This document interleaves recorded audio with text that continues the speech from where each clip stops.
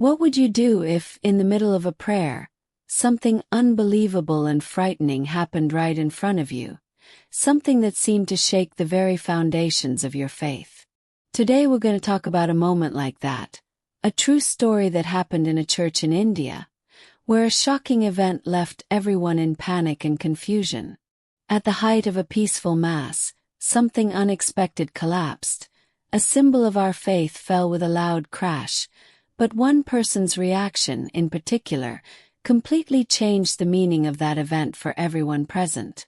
It was a response so full of faith and serenity that it transformed a moment of fear into a powerful lesson about the strength of our spirituality. Stay with us to understand how a priest's attitude, in the face of chaos, revealed a profound truth about where our hope truly lies.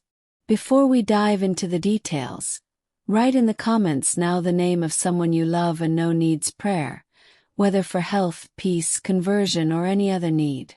Let's put all these names in our main prayer with the Rosary, uniting our voices and intentions. And if our work here on the channel touches your heart and you want to help us continue sharing stories and messages that strengthen faith, consider making a donation of any amount. Just click on the first link in the description or on the Thanks button below the video. Your generosity helps us a lot to keep this work going, and, believe me, Jesus will repay you double and bless your life abundantly. This story unfolded in a small and simple church in a community in India, a place where faith is lived intensely and communally, a haven of peace in the midst of the often challenging daily routine. It was a Sunday, a holy day, and the church was full, as usual, with faithful of all ages gathered to celebrate Mass, a central moment of the week, of union and communion with God and with their brothers and sisters.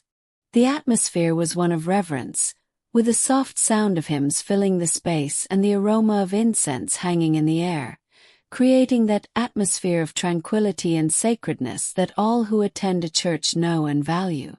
People were there seeking comfort, hope, forgiveness, and a sense of belonging to something greater.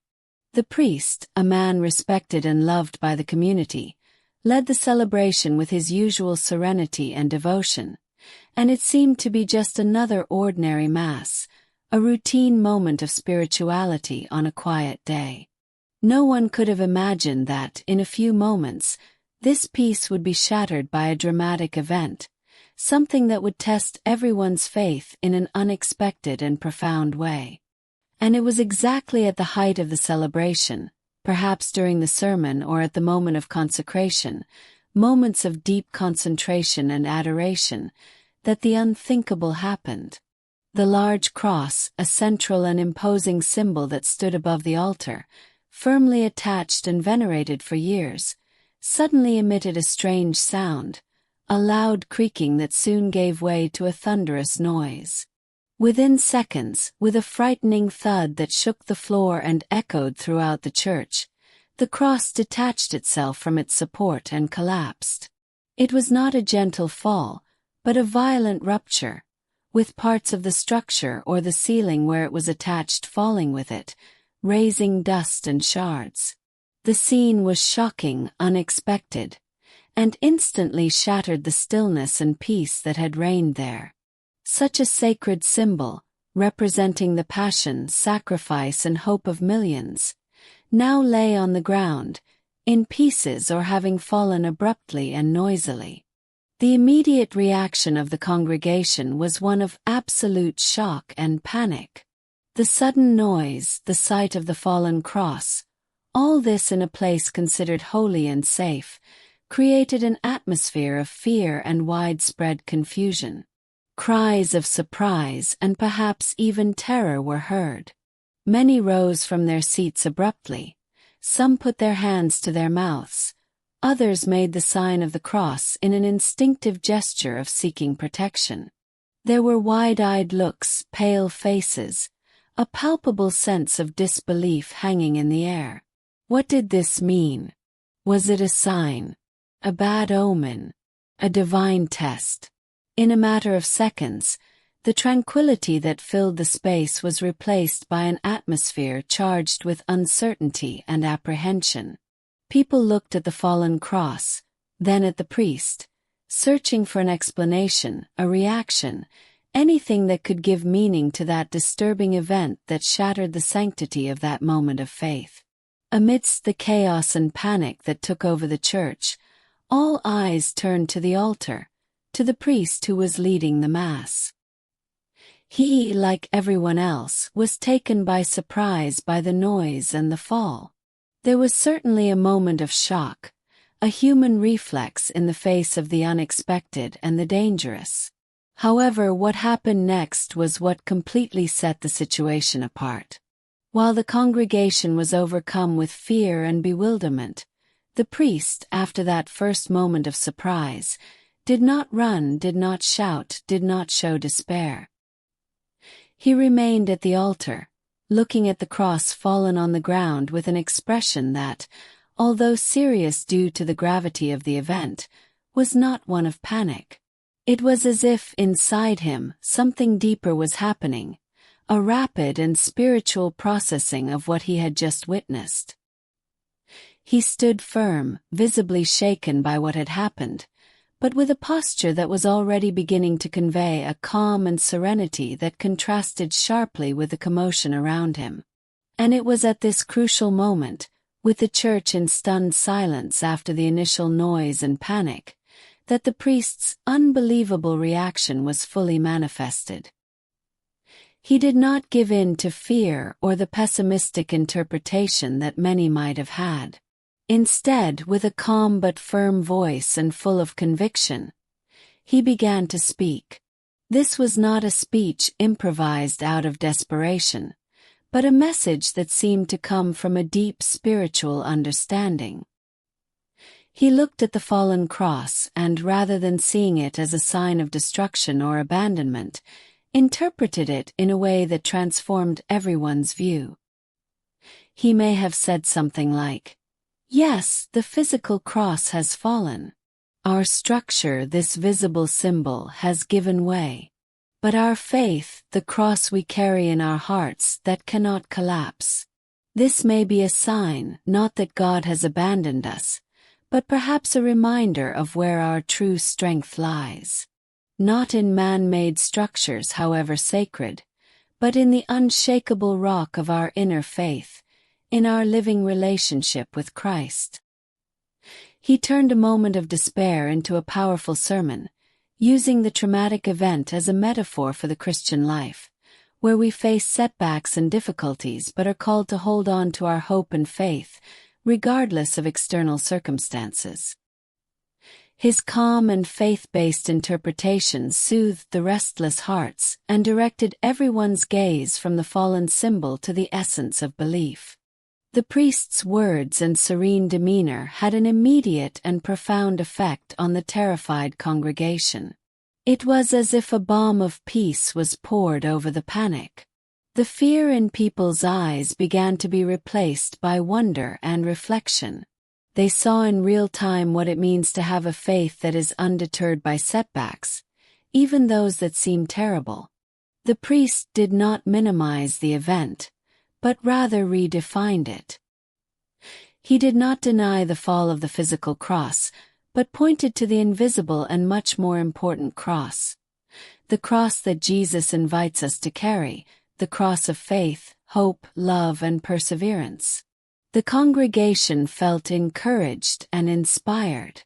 What began as a moment of potential dispersion and doubt turned into an experience of collective faith-building.